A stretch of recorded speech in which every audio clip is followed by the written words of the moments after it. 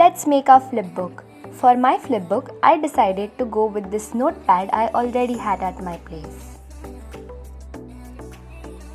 Since I didn't have a light box, I decided to put the notepad against the window light, and it worked. Time to cut our notepad into half so that we have enough number of pages. According to the design which I had in my mind, the big tape was perfect in size. Cutting the notepad in half.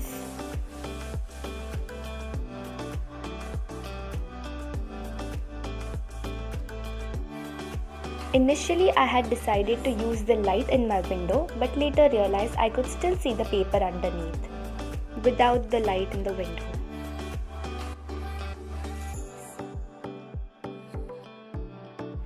Done with the few remaining.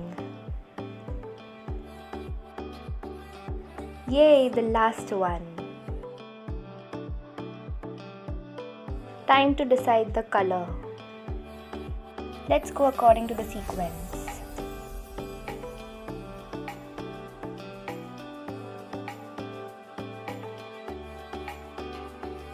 The entire sequence. Checking all 56 sheets whether they are in perfect sequence or not. Time to put the clip. Ta-da! Our flipbook is ready.